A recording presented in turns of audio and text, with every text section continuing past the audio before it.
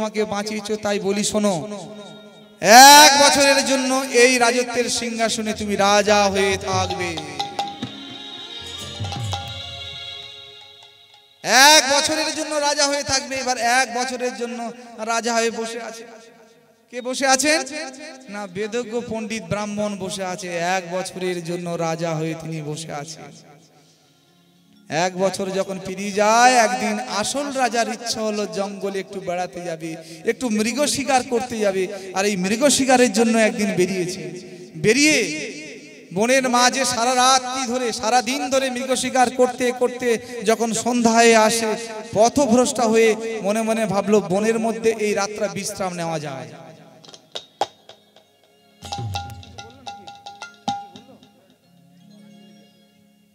তাই 1 বছর, তাই কি হলো, এই বনের মাঝে যখন বিশ্রাম নিতে গেল বাবা, এবার বিশ্রাম নিচ্ছে বনের মাঝে। দেখতে দেখতে গভীর রাত হয়ে গেছে। একটা তাঁবু খাটিয়ে তারা শয়ন করে আছেন। এমন সময় গভীর রাতে ওই বেদজ্ঞ পণ্ডিত রূপী রাজার তার পিপাসা পেয়ে গেল। গভীর রাত, তা যেই না পিপাসা পেয়ে গেল, মনে মনে ভাবলো কি করা যায়, কি করা যায়। তাড়াতাড়ি করে ওই তাঁবুর মধ্যে দিয়ে উঠে বসেছে। আর যেই উঠে বসেছে, দেখলো মহারাজের মাথার সম্মুখে একটা কাল কেউটো ফনা তুলে দাঁড়িয়ে রয়েছে। যেই কাল কেউটো ফনা তুলে দাঁড়িয়ে আছে বাবা, তাড়াতাড়ি করে বেদজ্ঞ ব্রাহ্মণ রূপী রাজা তিনি তার খড়গটা বার করেছে সর্পটাকে নিধন করবে বলে। আর যেই না বার করে সর্পটা মারতে যাবে, এমন সময় আসল রাজা জেগে গেছে। আর আসল রাজা জেগে গিয়ে চিৎকার করে উঠলেন, ব্রাহ্মণ, এই গভীর রাতে জঙ্গলের মধ্যে তুমি আমাকে হত্যা করার জন্য তুমি খড়গ বার করেছো, তুমি আমাকে নিধন করবে বলে। এ তোমার কি বন্ধুত্ব? ও 1 বছর ধরে রাজ সিংহাসনে বসে রাজের যে মোহ, রাজত্বের যে মায়া, যে লোভ তুমি আর সংবরণ করতে পারছো না বলে তুমি এই গভীর বনের মাঝে আমাকে হত্যা করে চিরতরের মতো রাজ সিংহাসনে তুমি বসতে চাও। তাই তুমি যেমন 1 দিনের জন্য আমাকে বাঁচিয়েছো, তাই বনের মাঝখানে তোমাকে আর মারলাম না, তোমাকে আর হত্যা করলাম না। এর উপযুক্ত শাস্তি তোমার মৃত্যুদণ্ড ছিল। শোনো, আমি তোমাকে মারলাম না। ঘাড় ধাক্কা দিতে দিতে দিতে দিতে বেদজ্ঞ ব্রাহ্মণকে বার করে দিল বাবা। বেদজ্ঞ ব্রাহ্মণ শুধু আকাশের দিকে তাকিয়ে শুধু বলে উঠল, নিয়তিকে না বাধ্যাতে। বিধি, যেদিন সত্যি সত্যি মহারাজকে মারতে গিয়েছিলাম, সেদিন মহারাজ আমাকে মারেননি, আমাকে তাড়িয়ে দেননি, আমাকে রাজত্বের রাজা বানিয়ে দিয়েছে। আর যেদিন সত্যি সত্যি আমি বাঁচাতে গেলাম, সেদিন আমাকে ঘাড় ধাক্কা দিয়ে বার করে দিয়েছে।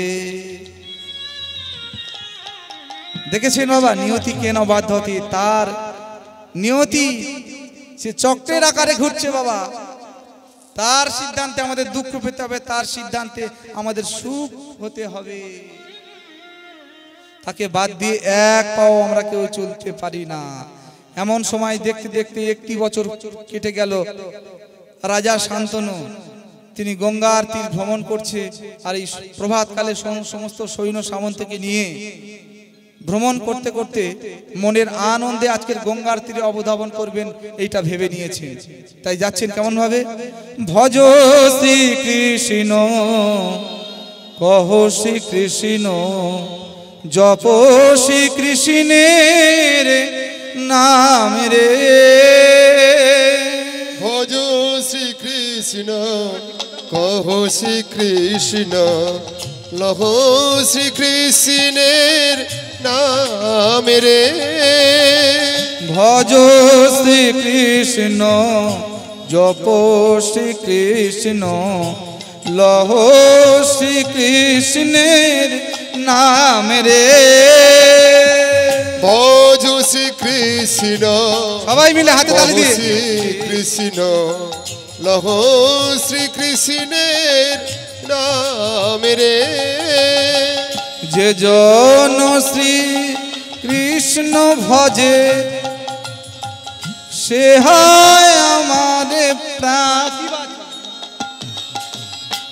যে জন শ্রী কৃষ্ণ ভজে, সে হয় আমার প্রাণের যে জনা শ্রী কৃষ্ণ ভজে সে হয় আমার প্রাণ রে ভজ শ্রীকৃষ্ণ লহ শ্রীকৃষ্ণ নিতাই গৌর কৃষ্ণ প্রেমানন্দে হরি বল হরি বল নাম রে ভজ শ্রীকৃষ্ণ কহ শ্রীকৃষ্ণ লহ শ্রীকৃষ্ণের নাম রে গঙ্গার তীরে যেই না এসেছেন বাতাসে একটা সুগন্ধ ফুলের গন্ধ পাচ্ছেন রাজা শান্তনু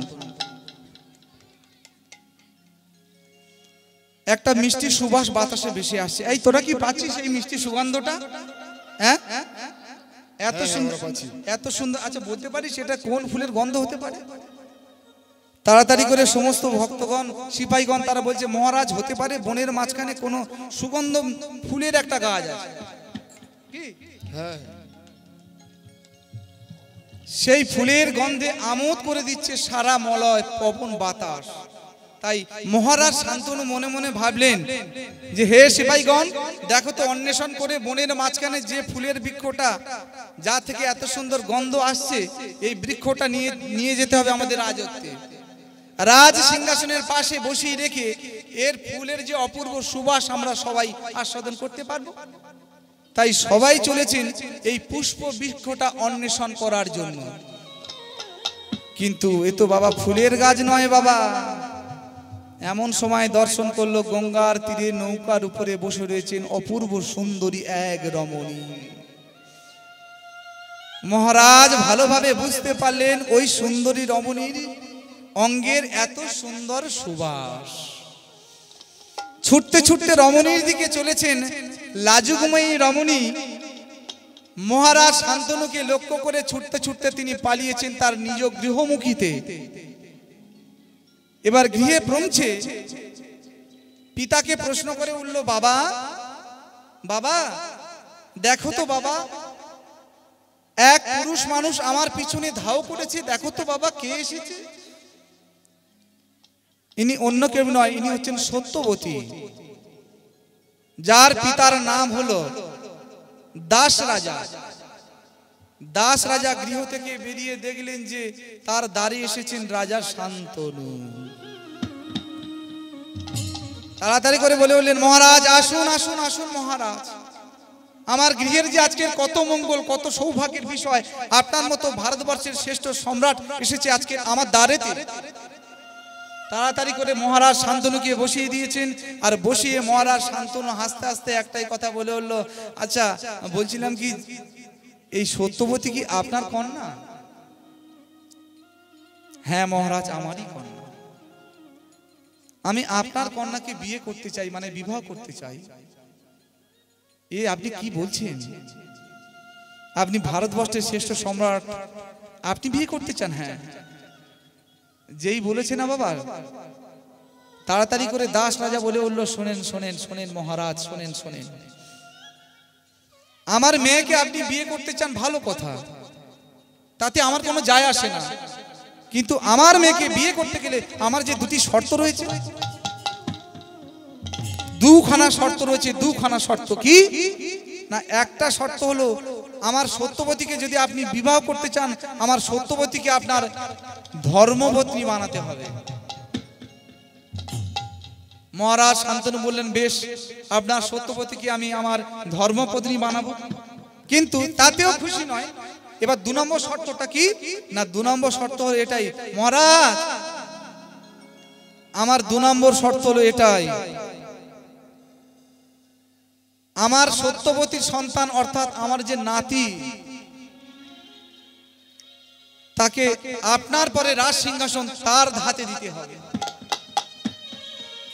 আপনার পরে তিনি হবে হস্তিনাপুরের রাজা যেই না বাবা এই কথাটি বলেছেন মহারাজ শান্তনু চমকে উঠেছেন অসম্ভব এটা কোনোদিন সম্ভব নয় দাস রাজা এটা কোনোদিন সম্ভব নয় আপনি কি জানেন আমার গৃহে রয়েছে আমার আমার সবচেয়ে বড় আপন, আমার প্রাণের প্রাণ, আমার হৃদয়ের হৃদয়, আমার স্নেহ, আমার মায়ায়, আমার মমতায় যে বড় হয়েছে। এবার সামনেটা ঠিক আছে, এখন যা হবে সব বেকার, এবার সামনে ঠিক আছে, এবার ঠিক আছে, এবার ঠিক আছে। এর আগে যা করে দিয়েছিলি বেকার করে দিয়েছিলে, এবার পুরো ঠিক আছে। তুমি জানো না, তুমি জানো না মহারাজ, আমার প্রাণ থাকা সত্ত্বেও, আমার মন থাকা, জ্ঞান থাকা সত্ত্বেও কোনো দিনের জন্য আমি ভাবতে পারি না আমার দেবব্রত ছাড়া হস্তিনাপুরের সিংহাসনে অন্য কোনো ব্যক্তি বসবে। তাই শোনেন মহারাজ, এই শর্তটি আমি মানতে পারলাম না, এই শর্তটি আমি মানতে পারলাম না। তাহলে কি হলো বাবা? মহারাজ শান্তনু শর্তটি মানতে পারল না, গৃহে ফিরে এলেন।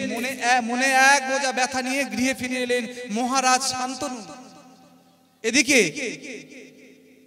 রাজ্যমহলে সারাটা পড়ে গেল, কিন্তু তার একমাত্র সন্তান যে দেবব্রত, একমাত্র সন্তান দেবব্রত, তিনি কদিন ধরে ভালোভাবে লক্ষ্য করছেন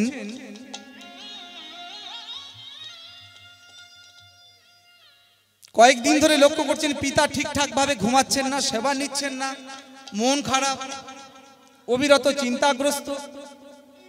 এই ভাবতে ভাবতে ভাবতে ভাবতে মন্ত্রী সাহেবের কাছ থেকে এর বিষয়টি তিনি জানতে পারলেন। কি না, দাস রাজা সত্যবতীকে বিবাহের প্রস্তাব নিয়ে গিয়েছিল, কিন্তু তিনি প্রত্যাখ্যান করাতে সেখান থেকে বাবার মনে আর শান্তি নেই। মহারাজকে দুখানা শর্ত দিয়েছিল, তাই পিতাকে সুখী করার জন্য, পিতাকে বিবাহ দেওয়ার জন্য সন্তান চলেছেন। ওগো ঘড ঘড করি রথ,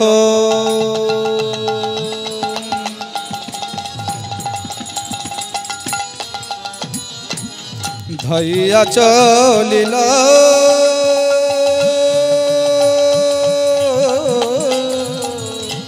ঘর ঘর করি রথ,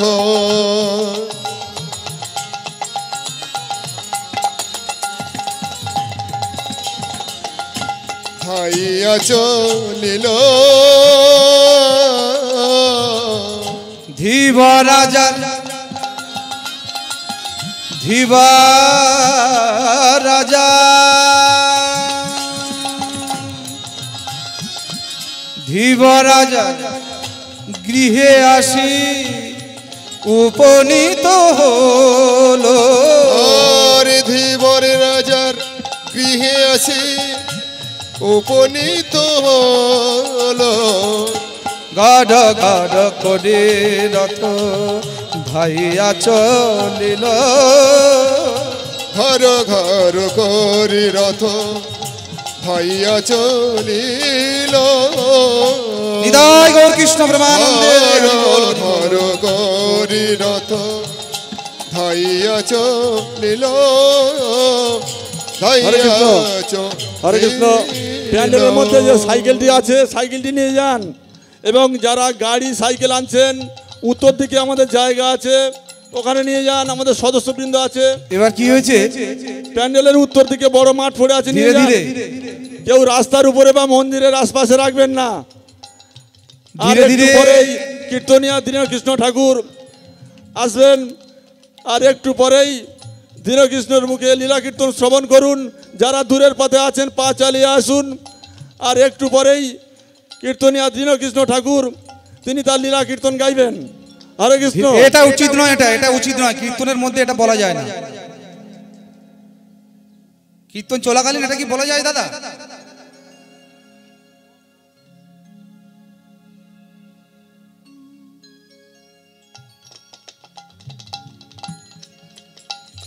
ধীরে ধীরে কি হলো এবার? দাস রাজার সম্মুখে গিয়েছেন দেবব্রত, গিয়েছেন দাস রাজার সম্মুখে। এবার দাস রাজার সম্মুখে গিয়ে যেই না বলেছেন যে আপনার দ্বারে এসেছি, আপনি কে? না আমি মহারাজ শান্তনুর জ্যেষ্ঠ পুত্র দেবব্রত। কিন্তু আপনার বাবাকে তো আমি বলেই দিয়েছি আমার মেয়ের কন্যার সঙ্গে আপনার বাবার বিবাহ দেব না। কারণ কি? কারণ আমি চাই আমার নাতি যে যিনি হবেন, আমার নাতি যে হবে সে রাজ সিংহাসনে বসবেন, কিন্তু আপনি যেহেতু রয়েছে, আপনি দেবব্রত থাকা সত্ত্বেও আমার পিতা চায় না যে, আপনার পিতা চাচ্ছে না যে আমার নাতিকে তার রাজ সিংহাসনে বসাতে। বেশ বেশ বেশ, যেই না কথাটি বলেছেন, ধীবরাজার সম্মুখে গঙ্গা সুরধিনী গঙ্গার জলকে স্পর্শ করে বলে উঠলেন, হে ধীবরাজা, গগনে সূর্য চন্দ্র ভানুদেবকে সাক্ষী রেখে, ব্রহ্মা বিষ্ণু মহেশ্বরকে সাক্ষী রেখে আমি কথা দিচ্ছি, আজ হইতে এখন হইতে হস্তিনাপুরের সিংহাসনের প্রতি আমার কোনো অধিকার নাই। আজ হইতে আমার কোনো অধিকার নাই, আমি প্রতিজ্ঞা করলাম। কিন্তু তোমার কোনো অধিকার নাই, তা কি হয়েছে? হে দেবব্রত, তোমার কোনো অধিকার নাই তা কি হয়েছে? কিন্তু তুমি বিয়ে করলে তোমার সন্তান হবে, তোমার সন্তান হবে, তোমার সন্তানের সঙ্গে যদি আমার নাতির আবার যুদ্ধ বেঁধে যায় সিংহাসনের জন্য। দেখুন ধীবরাজা এক এক করে কিভাবে পেঁয়াজ খেলিয়ে সবকিছু করিয়ে নিচ্ছে। একটা মেয়েকে শুধু ভালোবেসে, একটা মেয়েকে শুধু ভালোবেসে কত কিছু ঘটে যায়। দেখুন, যেই না বলেছে, দেবব্রত তাড়াতাড়ি করে বলে উঠল, হে রাজন, পিতাকে বিবাহ দেওয়ার জন্য আপনার সম্মুখে আমি আরেকবার আরেকটা সংকল্প করে নিলাম, আজ থেকে কোনো দিন কোনো কালে আমি বিবাহ করব না। মহারাজ, বিবাহ না করলে আমার সন্তান হবে না, সন্ততি হবে না। আর সন্তান সন্ততি না থাকলে আপনার সন্তানের জন্য আমার সিংহাসনটা, রাজ সিংহাসনটা পরিষ্কার থাকলো। দেবব্রত,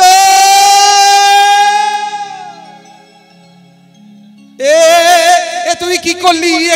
তুই কি করলি দেবব্রত? তুই কি করলি? না না, দাঁড়া দাঁড়া। চিৎকার করে উঠেছেন ভারতবর্ষের শ্রেষ্ঠ সম্রাট, জম্বুদ্বীপের শ্রেষ্ঠ সম্রাট রাজা শান্তনু। দেবব্রত, তুই কি করলি বাবা? পিতাকে সুখী করার জন্য, পিতাকে শান্তি দেওয়ার জন্য তুই কথা দিলি, তুই সংকল্প করলি, আজ হইতে রাজ্যে কোনো অধিকার তোর নাই, আজ হইতে তুই আর বিয়ে করবি না। এটা হতে পারে না, এটা হয় না। কিন্তু কথা আমি দিয়ে দিয়েছি পিতা, আপনাকে সুখী করার জন্য, আপনার শান্তি দেওয়ার জন্য। যেই না বলেছে, মহারাজ শান্তনু ক্রন্দন করতে করতে দাস রাজার সম্মুখে দাঁড়িয়ে বলে উঠল, দেবব্রত, পিতার আনন্দ দেওয়ার জন্য যে প্রতিজ্ঞা তুমি করেছো, আজ হতে আমি তোমার নাম দিলাম ভীষ্ম। ভীষ্ম ভীষ্ম ভীষণ প্রতিজ্ঞা করার জন্য আজ থেকে তোমার নাম দিলাম ভীষ্ম। এই জগৎ সংসারে তোমাকে সবাই ভীষ্ম নামে চিনবে। আর শোনো, আমাকে বিয়ে দেওয়ার জন্য তুমি সংসার করলে না, তুমি বিবাহ করবে না। আরেকটি বর তোমাকে দিলাম, যখন যে স্থানে, যেখানে, যে অবস্থাতে তুমি মৃত্যুবরণ করতে চাইবে, আমি তারই বর দিলাম। আমি তোমাকে বর দিলাম ইচ্ছা মৃত্যু, ইচ্ছা মৃত্যু, ইচ্ছা মৃত্যু। তাহলে দুখানা বর দিয়েছে বাবা, একটা হচ্ছে নাম হচ্ছে ভীষ্ম, আর ইচ্ছা মৃত্যু। পিতা বরটি দিয়ে দিল ইচ্ছা মৃত্যু। দেখুন বাবা, এইবার কি হলো বাবা? বাবাকে শুধু শান্তি দেওয়ার জন্য করেছেন বাবা, অন্য কিছুর জন্য নয়, বাবাকে শান্তি দেওয়ার জন্য। কারণ আপনারা জানেন, দশম অবতারের মধ্যে একজন অবতার রয়েছেন, যার নাম হচ্ছে পরশুরাম। যার নাম হচ্ছে পরশুরাম, দশম অবতারের মধ্যে তিনি বাবার প্রতি এত ভক্তি, মায়ের প্রতি এত ভক্তি, বাবাকে সুখী করার জন্য যিনি ভগবান হয়েও মায়ের কি করেছিল, মায়ের মুন্ডটা কেটে নিয়েছিল বাবা। তিনি স্বয়ং ভগবান।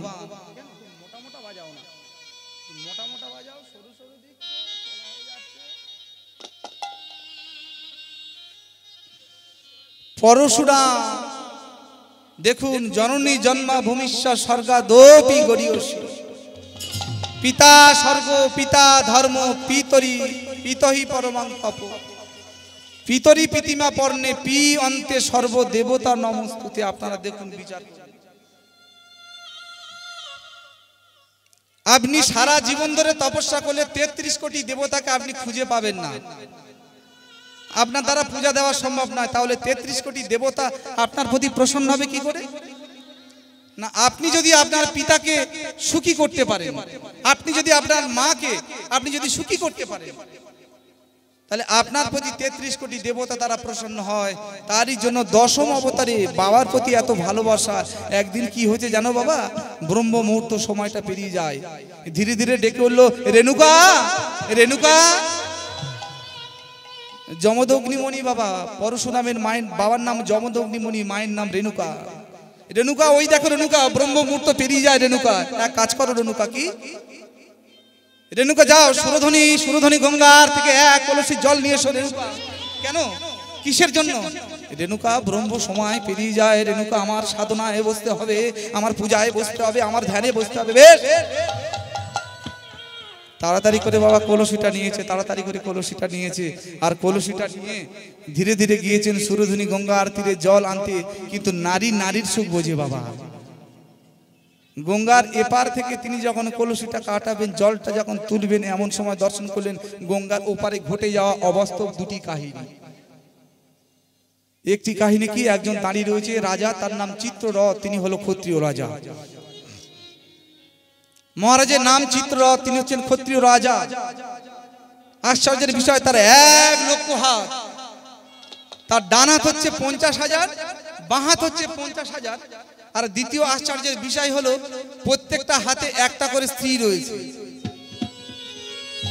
তাহলে তার 1 লক্ষ স্ত্রীকে নিয়ে এত সুন্দরভাবে জলকেলি করছে। নারীর সুখ বোঝে। তাই এপার থেকে দাঁড়িয়ে রেণুকা মা মনে মনে ভাবছেন, ক্ষত্রিয় রাজা এত সুন্দরভাবে জলকেলি করছে। কিন্তু এই ভাবতে ভাবতে দেখতে দেখতে একবার শুধু মনে মনে ভেবে নিয়েছিল, আমি যদি চিত্ররথের স্ত্রী হতে পারতাম। এই একবার শুধু মনে করে নিয়েছেন, মনে করেই আবার সাথে সাথে মনে মনে করছে, না এটা অসম্ভব, এটা হতে পারে না, এটা অসম্ভব। কারণ আমার স্বামী যমদগ্নিমণি, তিনি ত্রিকলজ্ঞ। আগে যা হয় তিনি বলে দিতে পারবে, পরে যা ঘটবে তা বলে দিতে পারবে, এখন যেটা হচ্ছে সে বলে দিতে পারবে। তাই তাড়াতাড়ি করে সুরধনী গঙ্গার থেকে জলটা নিয়ে নিয়েছে। এবার জলটা নিয়ে যখন ঘরে ফিরে এসেছেন, তখন ধীরে ধীরে ত্রিকলজ্ঞ যমদগ্নিমণি দাঁড়িয়ে রয়েছে রেণুকা দেবীর জন্য। রেণুকা,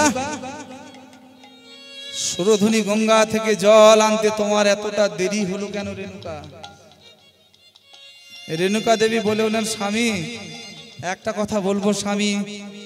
সুরধনী গঙ্গার ওপারে আমি দর্শন করছিলাম, এক ক্ষত্রিয় রাজা তার 1 লক্ষ স্ত্রীকে নিয়ে তিনি জলকেলা করছে। আর এই দেখতে দেখতে একটু আমার দেরি হয়ে গেল। কিন্তু নারী তো, তিনি কি পরিষ্কার কথাটা বলেছেন? বলতে পারে না। নারীদের কাছে সতীত্বের অহংকারটা সবচেয়ে বড়, সে বলতে পারলো না। স্বামী, আমি একটিবার ক্ষণিকের জন্য আমি ভেবেছিলাম ক্ষত্রিয় রাজার স্ত্রী যদি আমি হতে পারতাম। এটা বলতে পারলো না বাবা। আর যেই না বলতে পারলো না, যমদগ্নি মনে বলে বললো, মিথ্যা কথা। তুমি কি ভাবছো আমি বুঝতে পারিনি, আমি জানতে পারিনি? মিথ্যা, সবই মিথ্যা। এত বড় আস্পর্ধা! একজন মনি স্ত্রী হয়ে পর পুরুষের প্রতি নয়ন দিয়ে তার প্রতি কামনা জাগা, তার প্রতি বাসনা জাগা, এটা অপরাধ। তাড়াতাড়ি করে বাবা বলো, এর জন্য প্রায়শ্চিত্তের প্রয়োজন রয়েছে। দেখুন, এর জন্য প্রায়শ্চিত্তের প্রয়োজন রয়েছে। স্ত্রী রেণুকা স্বামীর চরণ দোকানে জড়িয়ে ধরেছে বাবা, চরণ দোকানে জড়িয়ে ধরেছে বাবা, আমাকে রক্ষা করো, আমাকে চরণে আশ্রয় দাও। কিন্তু না, বলল একমাত্র এর প্রায়শ্চিত্ত হলো তোমার নিজের গর্ভস্থ সন্তান পরশুরামের হাতে তোমার মৃত্যুদণ্ড। তোমার নিজের সন্তান পরশুরাম, পরশুরামের হাতে তোমার মৃত্যুদণ্ড। তাড়াতাড়ি করে, ছেলেটির বয়স তখন কত? 8 বছর বয়স বাবা, 8 বছর বয়স। পরশুরাম সমবয় ছেলেদের সঙ্গে খেলা করছিল, কিন্তু সে কি জানে এই সময় এই বিপদটা তার জন্য অপেক্ষা করছে বাবা। তাড়াতাড়ি করে বাবা ছেলেটি খেলছে, এমন সময় বাবা পরশুরাম পরশুরাম বলে ছেলেকে ডেকে নিয়ে এসছে। নিয়ে এসে গৃহের মধ্যে প্রবেশ করেছে। অবঘণ্টন দিয়ে মা দাঁড়িয়ে রয়েছে রেণুকা দেবী। ছেলেকে প্রশ্ন করলো, পরশুরাম পরশুরাম এটা তোমার কি হয় পরশুরাম? পরশুরাম বলল, আমার মা, আমার জন্মধারী মা, 10 মাস 10 দিন যিনি তার গর্ভের মধ্যে আমাকে লালন করেছে, আমাকে পালন করেছে। বিনিদ্র রজনী জাগ্র করে যার সুখে ধিক্কার জানিয়ে, দুঃখকে ধিক্কার জানিয়ে, সময়ের প্রত্যাখ্যারঞ্জনে দিয়ে যিনি আমার বড় করে তুলেছে, পৃথিবীর আলো বায়ু বাতাস সমস্ত কিছু দেখিয়েছে, আমাকে কথা বলতে শিখিয়েছে।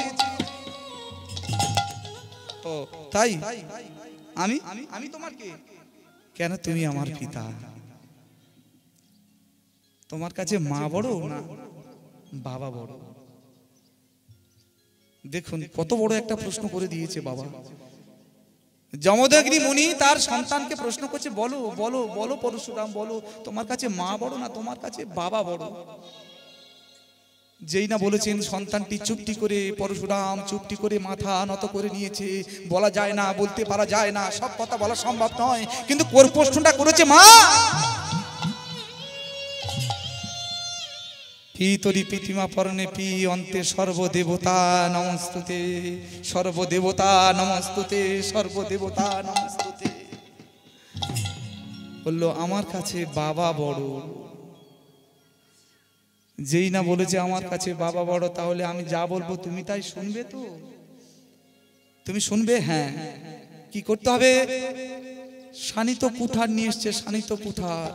কুঠারটি বাবা যমদগ্নিমণি পরশুরামের হাতে দিয়ে বলল, খোকা কুঠারটি ধরো। বলল, বাবা কুঠার দিয়ে কি হবে? আমি চাই এই ক্ষণে এই মুহূর্তে তোমার মায়ের মুন্ডুটা তুমি ছেদন করে দাও। বাবা হয় না, হয় না বাবা, আমার মাকে আমি হত্যা করতে পারি না বাবা, এটা সম্ভব? অসম্ভব। কিন্তু আমি তো পিতা, আমি চাই প্রত্যেকটা সন্তান তার পিতা যা বলবে তাই শুনবে। পিতার কথায় সে কোনোদিন বিরুদ্ধ আচরণ করবে না। পিতার সম্মান তার কাছে সম্মান। তাই বলি শোনো, এই মুহূর্তে তুমি যদি আমাকে ভালোবাসো, তাহলে স্থানিত কুঠারটা দিয়ে তোমার মায়ের মুন্ডু ছেদন করে দাও। চিরতরের মতো রেণুকা দেবী স্বামীর পায়ে প্রণাম করে জড়িয়ে ধরে বলে উঠল, স্বামী গো, বহু জন্মের সাধনায় তুমি আমার রাঙিয়ে দিয়েছিলে আমার শীতের সিঁদুর, পরিয়ে দিয়েছিলে আমার শেখা। নারীত্বের সম্মান রক্ষার জন্য তুমি 7 পাকের বন্ধনে বন্ধন দিয়ে আমাকে এনেছিলে তোমার দ্বারে স্বামী। আমি তোমার চরণ তলে প্রণাম করে যাই, প্রণাম করে যাই। মা মাথাটি নিচু করেছেন। এমন সময় পরশুরামকে নির্দেশ দিচ্ছেন পিতা, পরশুরাম চালিয়ে দাও। পরশুরামের হাতের কুঠারটি কম্পমান হতে শুরু করেছে। যার স্তনদুগ্ধ পান করে আমি বড় হয়েছি, যার আঁচলেতে আমি ঘুমিয়েছি, যার কথায় তার ভালোবাসায়, যার আঙিনায় আমি বড় হয়েছি, কিন্তু না। রেণুকা দেবী বলে বলল, পরশুরাম যাওয়ার আগে আমি এটা দেখতে চাই না তুমি পিতার প্রতি কোনো কর্তব্যহীন হয়ে দাঁড়িয়েছো পরশুরাম। আমি চাই প্রীতি সত্য পালনের জন্য তুমি আমাকে রক্ষা করো, তুমি আমাকে রক্ষা করো, তুমি আমাকে রক্ষা করো। মা যেই না মুন্ডুটা নিচু করেছেন, পরশুরাম চালিয়ে দিয়েছে। আর যেই চালিয়ে দিয়েছে, কাটা মুন্ডুটা ছটফট ছটফট করছে মেদিনীর উপরে। রাম রাম ওগো দয়াময়, মোরে বলে দা কি নামে ডাকিব তোমার ও গো দয়াময় মোরে বলে দা কি নামে ডাকিব তোমার ও গো দয়াময় মোরে বলে দাও কি নামে ডাকিব তোমারে জয় গৌর প্রেমানন্দে হরি বল নামে ডাকিব তোমারে ও গো দয়াময় মোরে বলে দাও কি নামে ডাকিব তোমারে কি নামে ডাকিব তোমারে কি নামে ডাকিলে তব কৃপা মেলে আর কি নামে ডাকিলে তব কৃপা মেলে কি নামে ডাকিলে তব কৃপা মেলে তব করুণা পাওয়ায় গো দয়াময় মোরে উলুধ্বনি মায়েরা উলুধ্বনি হৃদয় গৌর কৃষ্ণ প্রেমানন্দে হরি বল হরি বল উলুধ্বনি তোমারে ও গো দয়াময় মোরে বলে দাও কি নামে ডাকিব তোমারে কি নামে ডাকিব তোমারে কি নামে ডাকিব তোমারে ধীরে ধীরে কাটা মুন্ডুটা রাম রাম রাম রাম বলে আকুড়ো স্বরে ডাকছে রাম রে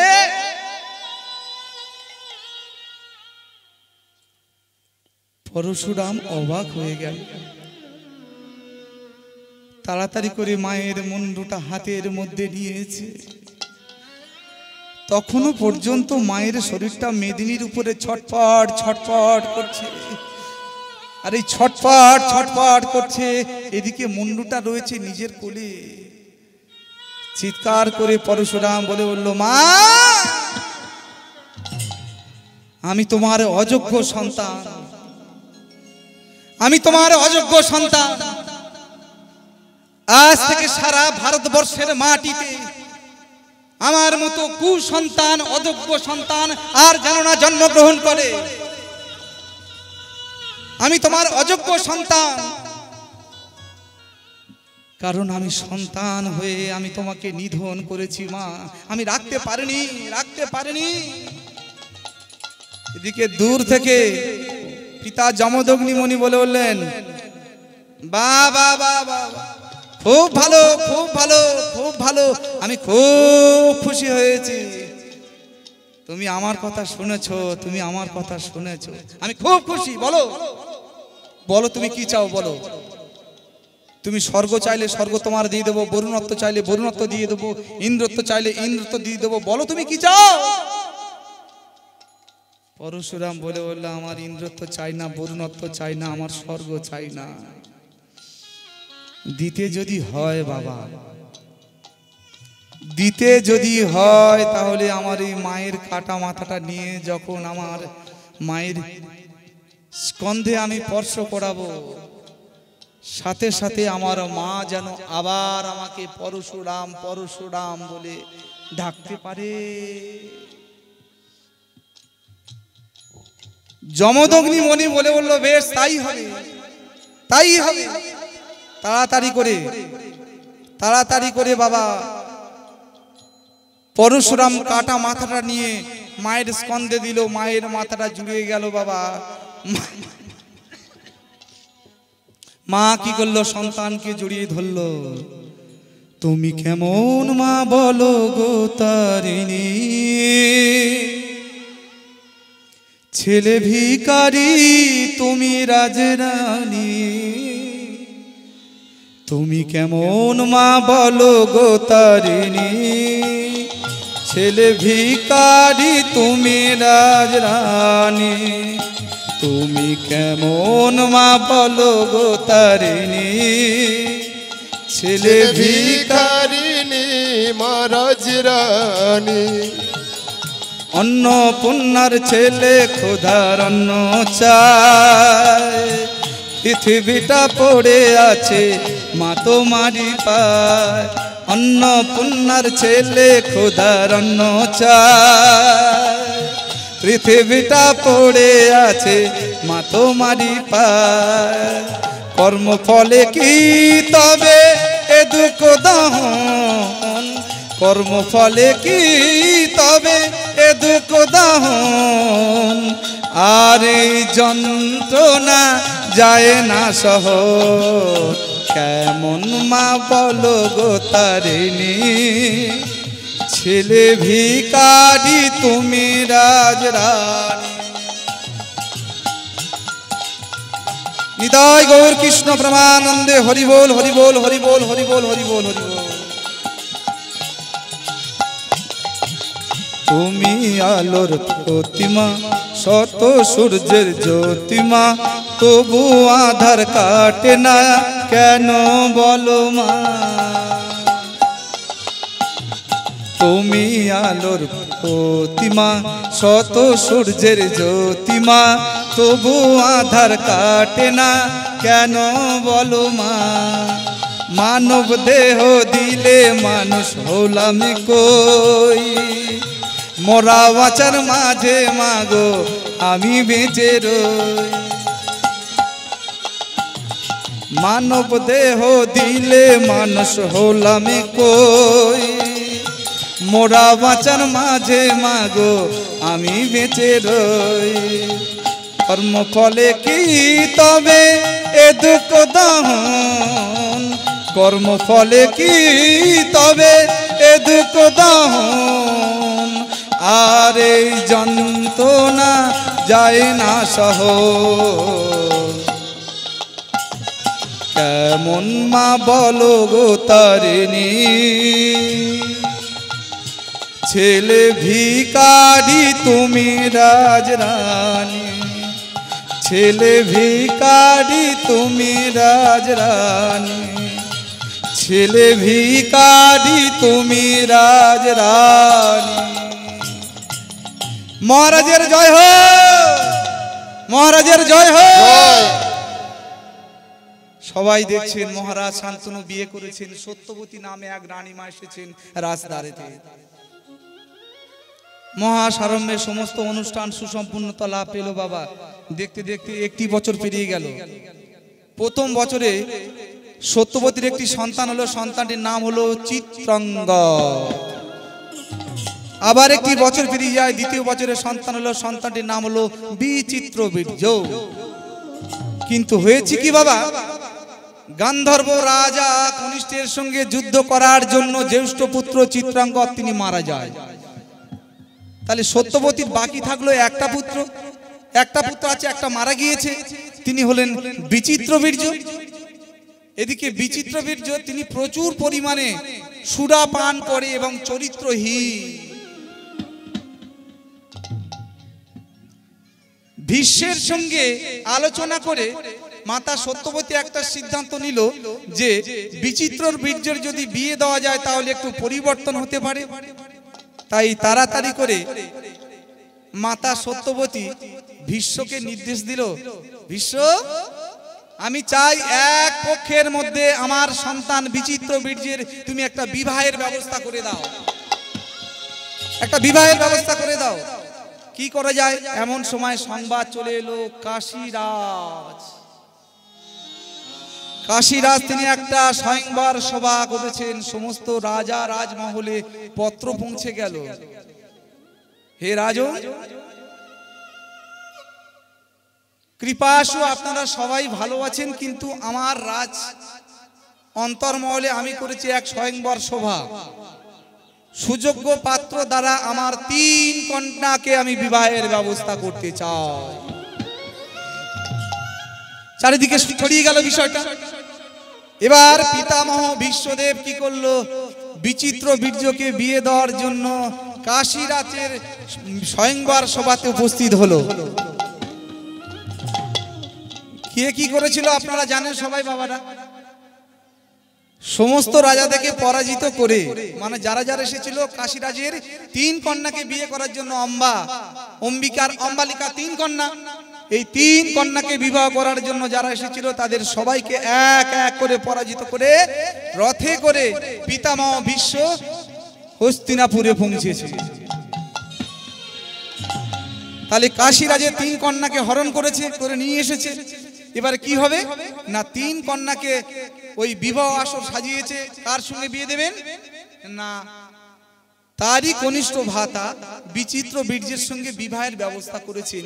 কিন্তু বিবাহ আসরে একজন প্রতিবাদ করে উঠেছেন, হে রাজন,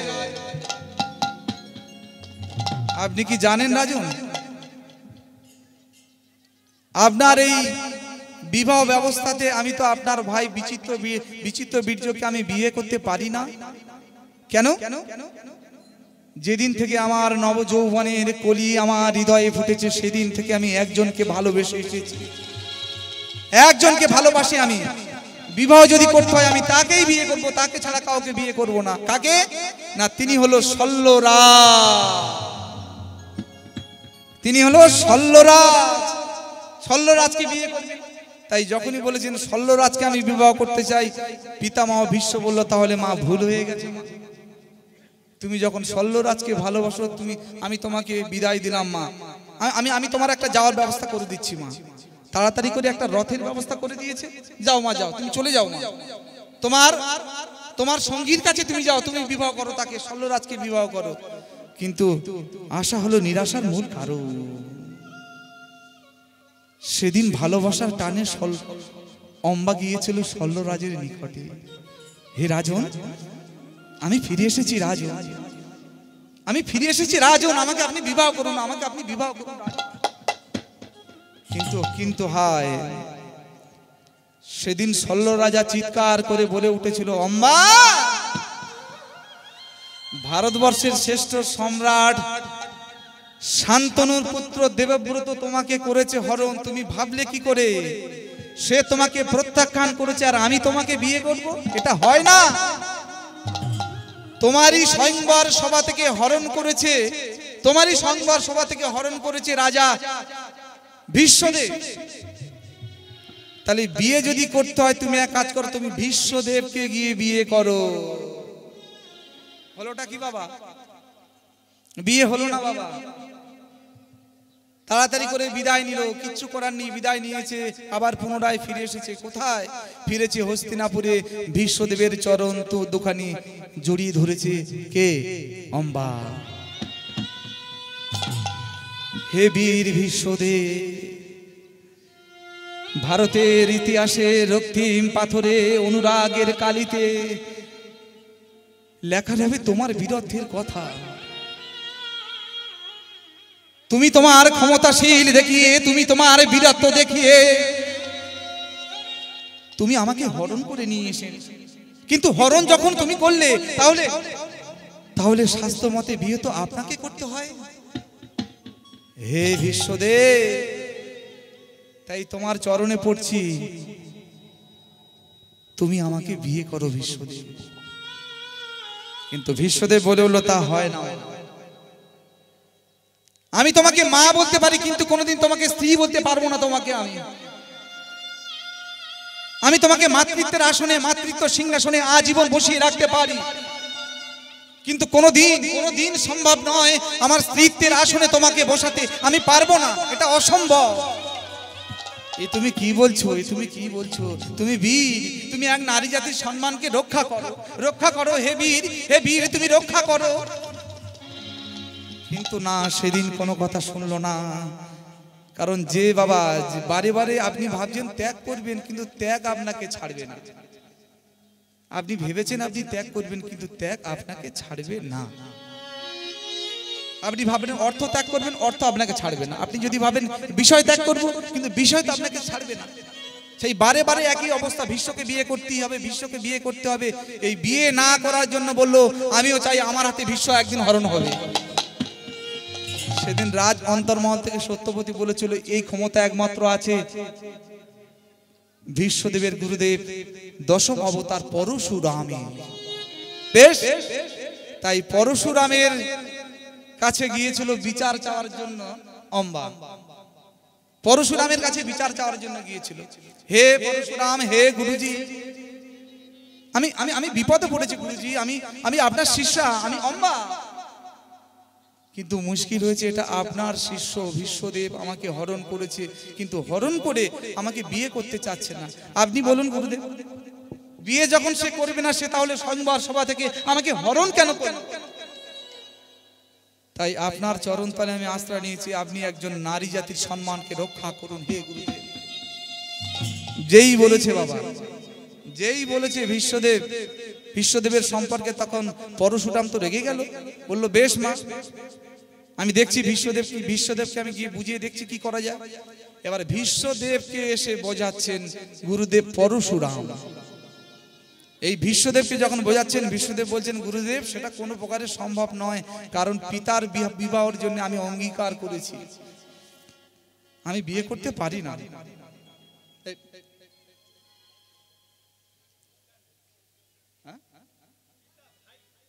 পিতার বিয়ের জন্য, শান্তনু রাজার বিয়ের জন্য ভীষ্ম প্রতিজ্ঞা করেছিল বিয়ে করবে না। শান্তনু রাজার বিয়ের জন্য সন্তান তো দেবব্রত প্রতিজ্ঞা করেনি, মানে ভীষ্ম প্রতিজ্ঞা করেনি, তাই প্রতিজ্ঞা করেছিল। তাহলে পিতার বিয়ের জন্য আমি প্রতিজ্ঞা করেছি, আমি বিয়ে করতে পারবো না। বেশ, তুমি যদি না বিয়ে করতে না পারবে তা হরণ করলে কেন? আর হরণ যখন তুমি করেছো, আমি তোমার গুরুদেব, আমি বলছি তুমি বিয়ে করো, তুমি বিয়ে করো, কিন্তু বিয়ে করবে না। বলো তাহলে আমার সঙ্গে তোমার যুদ্ধ করতে হবে, যুদ্ধ করতে হবে। দেখুন বাবা, গুরুদেবের সঙ্গে শিষ্যের যুদ্ধ করতে হবে। ভীষ্মদেব বলল যুদ্ধে আমার প্রাণ যদি যায় যাক, কিন্তু বিয়ে আমি করতে পারবো না। দেখতে দেখতে পিতামহ ভীষ্মের সঙ্গে গুরুদেব পরশুরামের যুদ্ধ বেঁধে গেলে বাবা, একজন দেখুন, একজন ইচ্ছামৃত্যু বর, একজন ইচ্ছামৃত্যু বরের অধিকারী, একজন হচ্ছে অমরত্বের অধিকারী পরশুরাম। আপনারা দেখুন যুদ্ধটা কার হচ্ছে। কিন্তু সত্যের জয় প্রতিবারই হয় বাবা, সত্যের জয় প্রতিবারই হয়, কারণ প্রতিজ্ঞা করেছেন তো ভীষ্ম তিনি বিয়ে করবেন না, তাই ভীষ্মদেব জিতে গেলেন। আর যেই না ভীষ্মদেব জিতে গেল, পরশুরাম ফিরে গিয়ে অম্বার কাছে গিয়ে বলল মা, তোমার জন্য আমি অনেক চেষ্টা করেছি, কিন্তু তোমার বিয়ের ব্যবস্থা আমি করতে পারিনি মা, তাই আমি বলছি তুমি চাইলে তুমি তোমার নিজের রাস্তাটা তুমি দেখে নিতে পারো। এবার যাবে কোথায়? এবার যাবে কোথায়? তাড়াতাড়ি করে হস্তিনাপুরের সম্মুখে একটা কাষ্ঠ চিতা বানিয়েছে অম্বা। হস্তিনাপুরের সম্মুখে একটা কাঠের চিতা বানিয়েছে অম্বা। জ্বলন্ত চিতায় আগুন ধরিয়ে দিয়েছে। আগুন ধরিয়ে দিয়ে ক্রন্দন করতে করতে চিৎকার করে বলে বললেন অম্বা, হে বীর ভীষ্ম, যেভাবে এ জন্মে এই ক্ষণে তুমি আমাকে প্রত্যাখ্যান করেছো, নারী জাতির সম্মানকে তুমি অবহেলিত করে মেদিনীর নারী জাতির সম্মানকে অবহেলিত করে মেদিনীর সঙ্গে তুমি ভাসিয়ে দিয়েছো। তুমি দিতে পারোনি আমার স্থান, তুমি রক্ষা করতে পারোনি আমার সম্মান। তোমারই জন্য আমি মরছি। তবে এ জন্মে আমি প্রতিজ্ঞা করে যাচ্ছি, হে বীর ভীষ্ম, পরের জন্মে আমার জন্য তোমার মৃত্যুর কারণ হয়ে উঠবে। জ্বলন্ত চিতায় বাবা ঝাঁপ দিয়ে পড়েছেন অম্বা। হিংসা বিবাদ এলো ক্ষোভে,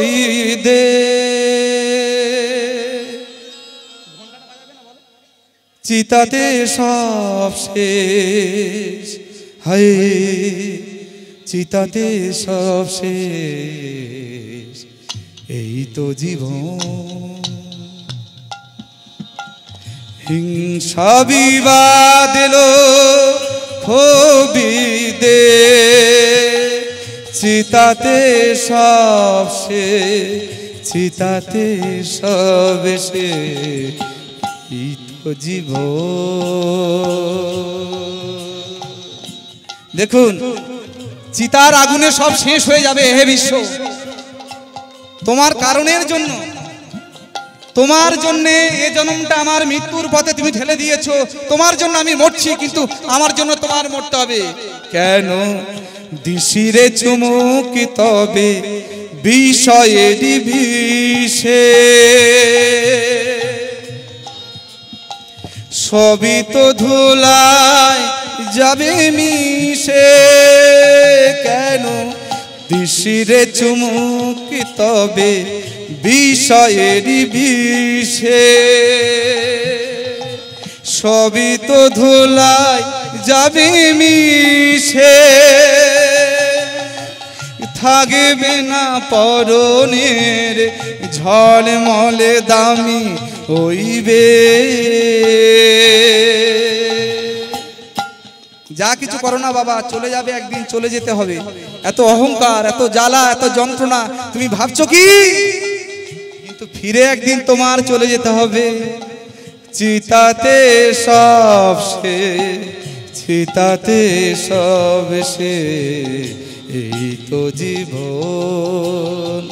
হিংসা বিবাদ এলো ক্ষোভে দে, হিংসা বিবাদ এলো ক্ষোভে দে। চিতাতে সব সে, চিতাতে সব সে, এই তো জীবন, এই তো জীবন, এই তো জীবন। অগ্নিকুণ্ডের মাঝে ঝাঁপ দিয়ে অম্বা মৃত্যুবরণ করলো। এবার পরবর্তী জন্মটা করেছে কোথায় বাবা? পরবর্তীকালে যিনি ভীষ্মের মৃত্যুর কারণে উঠেছিল কোথায়? সে নামটা তো ভুলে গেলাম, কি ধ্রুপদ রাজার, তাই তো? তাই তো বাবা, ধ্রুপদ রাজার গৃহে জন্মগ্রহণ করেছে। নাম হলো শ্রীখণ্ডে। ধ্রুপদ রাজার গৃহেতে জন্মগ্রহণ করেছে, নাম হলো শ্রীখণ্ডী। এবার কি হলো? এই শ্রীখণ্ডী কোনো রমণী নয়, আবার কোনো পুরুষ নয়, মাঝখানটা বলে কি, যাকে নপুংসক বলা হয় গোদা বাংলা ভাষায় হিজড়া, তাই তো? তাহলে শ্রীখণ্ডী জন্মগ্রহণ করলো ভীষ্মের মৃত্যুর কারণ হয়ে। আর এদিকে কি হলো বাবা? এদিকে কি হলো? এদিকে দেখতে দেখতে দুই কন্যার সঙ্গে, দুই বোন অম্বিকার অম্বালিকার সঙ্গে বিচিত্র বীর্যের বিয়ে দেওয়া হলো। বিচিত্র বীর্যের বিয়ে দেওয়া হলো, কিন্তু নিয়তি কে না বাধ্যতে এখন করেছো চালাকি, আর পরে বুঝবে জ্বালাকি। এখন চালাকি, চালাকি দিয়ে কোনো মহত্ব কাজ বাবা হয় না বাবা। হয়েছে কি, কিছুদিন না যেতে যেতে বাবা বিচিত্র বীর্য মারা গেল। আর যেই না মারা গেল, সত্যবতী চিন্তামগ্ন। এত ছলা করে, এত কলা করে আমার পিতা দাস রাজা সিংহাসনটা সে আটকে রেখেছিল বাবা। এত ছলা করে, এত কলা করে, যে সিংহাসনের জন্য পিতা বিয়ে করলো না, ভীষ্ম বিয়ে করলো না, কিন্তু সেটি কি সঠিক হলো? বিচিত্র বীর্য মারা গেল, বাড়িতে রয়েছে বিধবা দুই বৌমা অম্বিকা আর অম্বালিকা, কিন্তু রাজ সিংহাসনে বসবে কে? চিন্তায় পড়ে গেল। আস্তে মায়েরা, আস্তে আস্তে আস্তে। আমি জানি সিরিয়ালের গল্প, এ গল্প ও গল্প, অসুরের গল্প, কিছু ধর্মবিদ্বেষী গল্প বললে আপনারা ভালোই শুনবেন। এটা দক্ষিণের নীতি হয়ে দাঁড়িয়েছে। যাই হোক, চেষ্টা করছি একটু শোনাতে মহাভারত থেকে। এই তো হয়ে গেছে, আমার বেশি করে নিত। যাই হোক, এবার কি হলো? বারে বারে চেষ্টা করেছে সিংহাসনকে আটকাবে বাবা সত্যবতী, তার বাবা ধীবর দাস রাজা, সে আটকাবে সিংহাসনকে, কিন্তু না, অত সহজ মানুষের দীর্ঘশ্বাসের সম্পদ কেউ সহজে বাবা ভক্ষণ করতে পারে না, সহজে হরণ করতে পারে না, সহজে কেড়ে নিতে পারে না। বিচিত্র বীর্য মারা গেল, গৃহে রয়েছে দুখানা বিধবা বৌমা অম্বিকার অম্বালিকা। উপায় কি? রাজ সিংহাসনে বসার মতো আর কেউ নেই, কারণ সন্তান নেই। কিন্তু মা মনে মনে ভাবলেন, এখনো পর্যন্ত আমার একটা সন্তান বেঁচে আছে। এখনো পর্যন্ত মনে পড়ে গেল সত্যবতীর, মনে পড়ে গেল, হ্যাঁ এখনো পর্যন্ত। আসলে কি হয়েছে? আস্তে আস্তে বাবারা, আস্তে। এই সত্যবতীর বয়স যখন দ্বাদশ বছর বয়স। একদিন বাবার চরণ দুখানি জড়িয়ে ধরে কাঁদতে কাঁদতে বলেছিল, বাবা বাবা বাবা, কোনোদিন কি এই মৎস্যগন্ধ থেকে আমি কি সুগন্ধি হব না বাবা? আমার এই গায়ে আষ্টে গন্ধের জন্য, আমার গায়ে এই মৎস্যের গন্ধের জন্য আমার কোনো আপনজন, আমার কোনো বন্ধু বান্ধব, কোনো পুরুষ আমার পাশে ঘেঁষে না, আমার কোনো বান্ধবী আমার কাছে আসে না বাবা।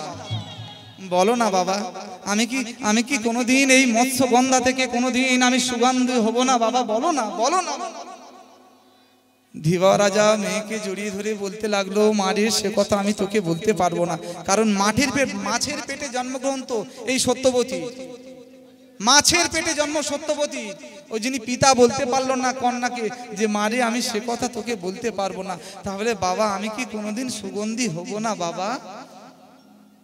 বললো, হবি মা হবি, একটা কথা তুই শোন মা। তাড়াতাড়ি করে হাতটি ধরেছে শক্ত করে মেয়েটার, হাতটি শক্ত করে ধরে নিয়ে গেছে গঙ্গার ঘাটে। গঙ্গার ঘাটে গিয়ে বলে উঠলো, মারে তোকে দেওয়ার মতো আমার কিছু নেই মা, তোকে দেওয়ার মতো, তবে তোকে একটা জিনিস আমি তোকে দিয়ে যাই, জীবনে যতদিন বাঁচবি বাবার কথা যেন ভুলিস না। কি? একটা কাঠের নৌকা, কাঠের নৌকা। আস্তে আস্তে আস্তে একটা কাঠের নৌকা দিল মেয়েকে, একটা কাঠের নৌকা দিল মেয়েকে। আর কি বললো? শোন শোন মৎস্যগন্ধা শোন, এই কাঠের নৌকাটা তোকে আমি দিলাম, তুই এক কাজ করবি, প্রতিদিন এই গঙ্গা পারাপার যখন করবি এই চণ্ডীকে একবার স্মরণ নিস আর বলিস, মা তুমি আমার পার করে দাও। আর শুধু কি তাই, শুধু তাই নয়, তোর এই নৌকাতে যত মুনি পার হবে, ব্রাহ্মণ বৈষ্ণব সাধকগণ তাপস্বিকগণ পার হবে, তাদেরকে পার করে দিবি, বিনিময়ে কোনো অর্থ কিন্তু নিস না রে, কোনো অর্থ নিস না, বিনিময়ে কোনো অর্থ নিবি না। বেশ তাই হবে। বাবার কথা রাখার জন্য প্রতিদিন মৎস্যগন্ধা ওই নৌকা পারাপার করে, নৌকা পারাপার করে। দেখতে দেখতে যৌবনে পদার্পণ করেছেন ওই মৎস্যগন্ধা। আর একদিন এদিকে বনের মাঝে সাধনা করতে করতে মুনিটির নাম হলো পরাশর মুনি, মুনিটির নাম হলো পরাশর মুনি। এই পরাশর মুনি ধ্যানমগ্ন হয়ে বুঝতে পেরেছেন 24 বছর পর পর একটা যোগ আসে, যেমন 144 বছর পরে এবছরে কুম্ভ মেলার যে যোগটি এসেছে, 24 বছর পরে একটা যোগ আসে, সেটি হলো অঘ্রাণ মাসের সাথী নক্ষত্র। তাহলে এই অঘ্রাণ মাসের সাথী নক্ষত্র একটা যোগ এসেছে, আর এই যোগের মধ্যে কোনো মায়ের গর্ভে যদি কোনো সন্তান ধারণ করতে পারে, ওই সন্তান সারা বিশ্বের মঙ্গল করতে পারে, সারা বিশ্বের মঙ্গল করতে পারে। ধ্যানমগ্ন হয়ে জানতে পেরেছেন রাজা মুনি পরাশর মুনি। তাই তাড়াতাড়ি করে মনে মনে ভাবলেন, এখন সবে দিবা 2 দণ্ড, এই 12 সেকেন্ডের জন্য এই যে যোগটা আসে, এই যোগটাকে আমার কাজে লাগাতে হবে, আমার গৃহীতে স্ত্রী আছে, আমার ফিরে যেতে হবে। তাই এবার কি করলো, তাড়াতাড়ি করে ফিরে যাবে, কিন্তু এমন সময় এসে দেখলো গঙ্গার তীরে বসে রয়েছেন এক অপূর্ব সুন্দরী রমণী। মুনিবরকে দর্শন করে মৎস্যগন্ধা বলে বলল, আসুন আসুন বাবাজি, আসুন বাবাজি, আসুন আসুন আসুন আসুন। তাড়াতাড়ি করে নৌকায় বসিয়েছে।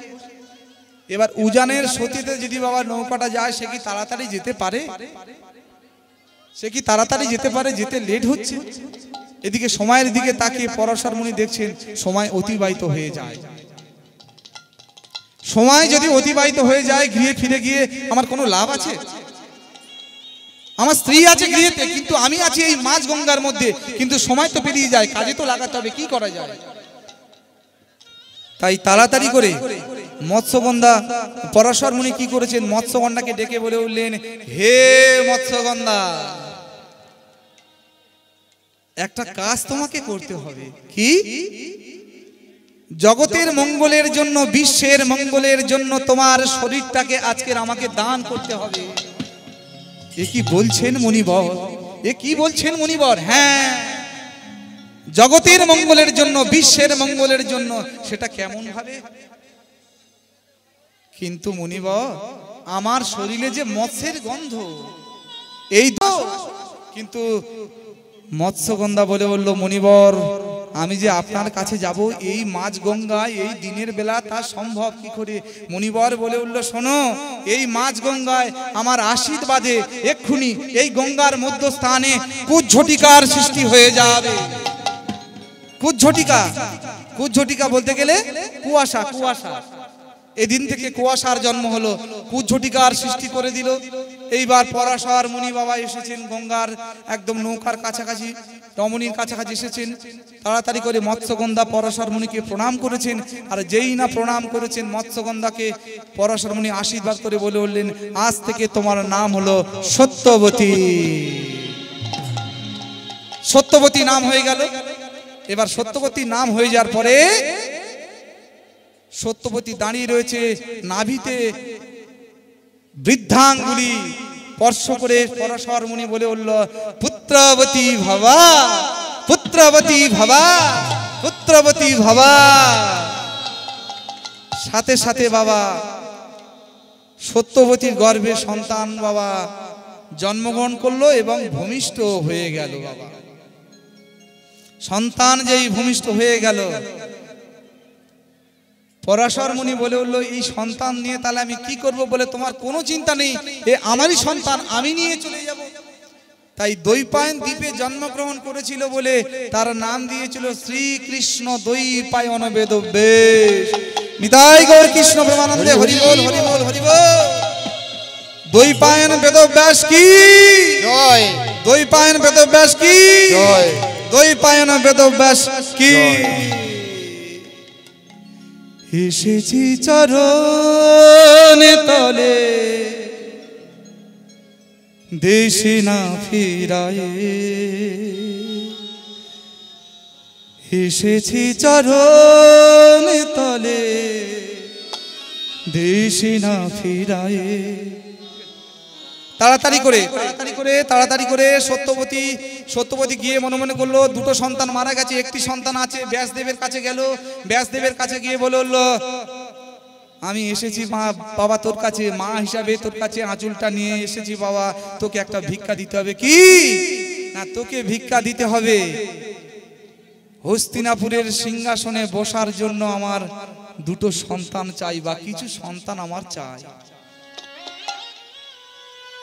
ব্যাসদেব বুঝতে পারলো, ব্যাসদেব বলল, মা কোনো চিন্তা নাই মা, তোমার গৃহে রয়েছে দুজন, মানে আমার বৌমা, দুটো বৌমা বাড়িতে রয়েছে। ব্যাসদেব তো ভাসু, সত্যবতীর কুমারী অবস্থার ছেলে তোমার দৈপায়ন বেদব্যাস বলো, কোনো চিন্তা নাই, আমি যাব মা, তবে তোমার দুটো বৌমাকে বলো সুন্দর ঘরে যেন বাস করতে, আর চিত্ত মন যেন শুদ্ধ সততা নিয়ে তারা যেন থাকে।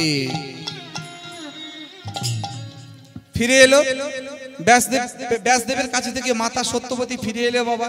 আর যেই ফিরে এসেছে, প্রথমে অম্বিকার ঘরে গিয়ে বলে উঠলো, তোমাদের সন্তানের ব্যবস্থা আমি করে এসেছি, তবে তোমরা যেন কোনো শুদ্ধতা সততা নিয়ে পবিত্র নিয়ে তোমাদের ঘরের মধ্যে অপেক্ষা করো। তারপরে অম্বিকার ঘরে গেল, একইভাবে বললো শুদ্ধ সততা বিশ্বাস নিয়ে থাকতে হবে। কিন্তু হয়েছে কি, এবার দৈপায়ন বেদব্যাস এসেছেন সন্তান দেওয়ার জন্য, কিন্তু তাকে দেখে দুই বোম্বা একইভাবে ভয় পেয়ে গেল। কারণ এই যে বেদব্যাস, শ্রীকৃষ্ণ দৈপায়ন বেদব্যাস, তার কপালে রয়েছে লাল সিঁদুরের টিকা,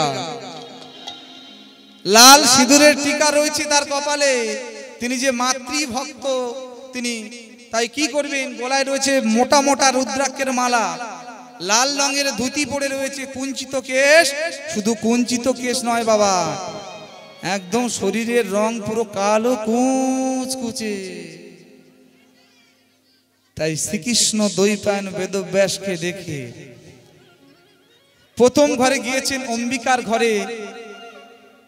তাই দৈপায়ন বেদব্যাসের এই জ্যোতি, এই রূপকে দর্শন করে নয়নটা মুদিয়ে নিয়েছেন, কারণ দেখতে চায় না, এটা হয় না, এটা অসম্ভব। তাই ভয়ে যেই না নয়নটা বন্ধ করে নিয়েছে, দৈপায়ন বেদব্যাস বলে দিয়েছে, পুত্রবতী ভবা। এইবার বেরিয়ে গেছে বাবা। মা প্রশ্ন করলো, সব ঠিকঠাক আছে তো? তখন দৈপায়ন বেদব্যাস বলে উঠল, মা এবার দ্বিতীয় ঘরে যাওয়ার প্রয়োজন আছে। এবার দ্বিতীয় ঘরে গিয়েছেন অম্বালিকার গৃহেতে। এবার অম্বালিকা এই বিদঘুটে এই বিভৎস চেহারার মানুষটিকে দেখে শরীর পুরো ফ্যাকাশে হয়ে গেল, নুটিগুটি মেরে গেল। যেই না নুটিগুটি মেরে গেল, শ্রীকৃষ্ণ দৈপায়ন বেদব্যাস গিয়ে ঘরের মধ্যে বলে উঠল, পুত্রবতী ভাবা। তাতে কি হলো বাবা? পরবর্তীকালে যে চোখ বন্ধ করেছিল বাবা, যার যেমন ভাব তার তেমন লাভ বাবা। যে চোখ বন্ধ করেছিল, যে চোখ বন্ধ করেছিল তারই গর্ভে জন্মগ্রহণ করলো কে? অন্ধ, অন্ধ ধৃতরাষ্ট্র। যা তারই গর্ভে জন্ম করেছেন অন্ধ ধৃতরাষ্ট্র, অম্বিকার গর্ভে। আর অম্বালিকার গর্ভে, অম্বালিকার গর্ভে আসলে যে ফ্যাকাশে হয়ে গিয়েছিল তারই গর্ভে জন্মগ্রহণ করেছেন অস্থিহীন পাণ্ডু। পাণ্ডু যাই হোক, তাহলে এইভাবে যখন এইভাবে একজনার অন্ধ ধৃতরাষ্ট্র জন্মগ্রহণ করলো, এবার অন্ধ ধৃতরাষ্ট্রের 100 পুত্র, 100 পুত্র। আর ওদিকে কি হলো? পাণ্ডুরের মাত্র 5 পাণ্ডব, 5 জন পুত্র। এবার হয়েছে কি বাবা? এই যে কুরুক্ষেত্রের যুদ্ধটা কেন হয়েছিল মা বলতে পারবেন কেন হয়েছিল? আমি মনে করি যে এই কুরুক্ষেত্র যুদ্ধটা পরিপূর্ণতা ভাবে একটা মায়ের জন্য হয়েছিল। প্রতিটা পদক্ষেপে মায়েরা এর জন্য দায়ী আছে বাবা, প্রত্যেকটা পদক্ষেপে। কারণ পঞ্চ পাণ্ডবদের জন্য যখন ইন্দ্রপ্রস্থটা বানিয়েছিল রাজা যুধিষ্ঠির, তখন সবাইকে নিমন্ত্রণ করেছিল, সবাই এসেছিল দেখতে, ইন্দ্রপ্রস্থটা দেখতে। এমন সবাই সবার মতো এসেছেন। কৌরবদের জ্যেষ্ঠ ভ্রাতা দুর্যোধন, তিনিও দর্শন করতে এসেছেন। কিন্তু এই ইন্দ্রপ্রস্থ যখন দর্শন করতে এসেছেন, তিনি দেখছেন অপূর্ব নিদর্শনের পাথর দিয়ে তৈরি এই ইন্দ্রপ্রস্থ। এত সুন্দর সুন্দর পাথর, যার অপুরন্ত দেখলে মন ভরে যায়। এত সুন্দর নকশা কাটা ওই পাথরের উপরে, যে ঘরের মধ্যে দূর থেকে মনে হচ্ছে জলে পরিপূর্ণ আছে যে ঘরের মধ্যে, কিন্তু সে ঘরে জল নেই। কারণ এমন ভাবে তৈরি করা আছে এই ইন্দ্রপ্রস্থটি। তাই যেই ঘরের মধ্যে জল ভেবে দুর্যোধন প্রবেশ করতে গিয়েছে শাড়িটা উঁচু করে, আর যেই না শাড়িটা উঁচু করে যাবে, এমন সময় গিয়ে দেখলো যে ঘরের মধ্যে জল নেই, পুরো একদম খটখটে শুকনো। তাহলে যে ঘরের মধ্যে জল আছে, দেখে মনে হচ্ছে জল আছে, কিন্তু সে ঘরের মধ্যে জল নেই। এইভাবে প্রদক্ষিণ করতে করতে এমন সময় দুর্যোধন নানান ঘর দর্শন করতে করতে একটা ঘরের মধ্যে প্রবেশ করেছে। আর সেই ঘরকে দর্শন করে মনে হলো খটখটে শুকনো। এই খটখটে শুকনো মনে করে সেই ঘরের মধ্যে যেই না পাটা দিয়েছেন বাবা, পুরো ঝবাস করে একদম পড়ে গেছে পুরো ওই জলের মধ্যে।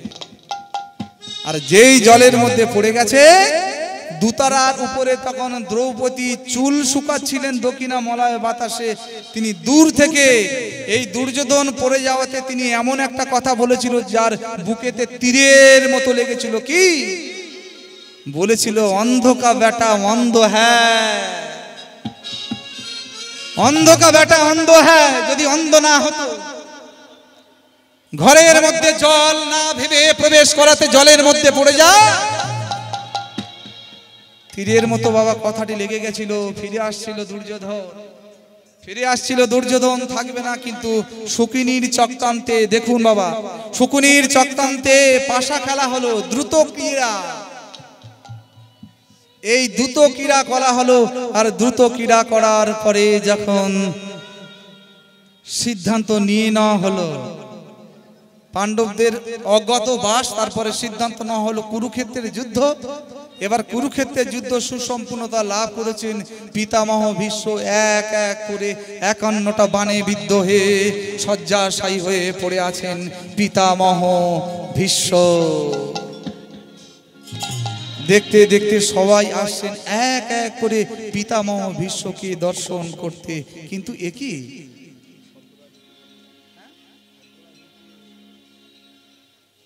পিতামহ ভীষ্ম যিনি শয্যার উপরে রয়েছেন বাবা, কিন্তু তার ইচ্ছায় মৃত্যু, তাই তিনি পড়েছেন দক্ষিণে, উত্তরায়ণে পড়েছেন তিনি দক্ষিণায়নে, ইচ্ছায় তিনি মৃত্যুবরণ করেছেন।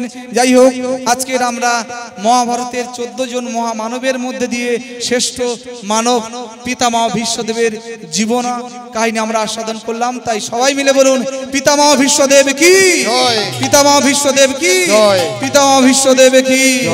ওগো ভক্ত আরে ভগবানের মিলন হইল, ভক্ত আরে ভগবানের মিলন হইল, ভক্ত আরে ভগবানের মিলন হইল, ওগো ভক্ত আরে ভগবানের মিলন হইল। ওগো চাঁদ বদনে সবাই মিলে হরি হরি বলো, চাঁদ বদনে সবে মিলে হরি হরি বলো, ওগো চাঁদ বদনে সবাই মিলে হরি হরি বলো, চাঁদ বদনে সবাই মিলে হরি হরি বলো। হরি বল হরি বল হরি বল হরি বল হরি বল হরি বল হরি বল হরি বল।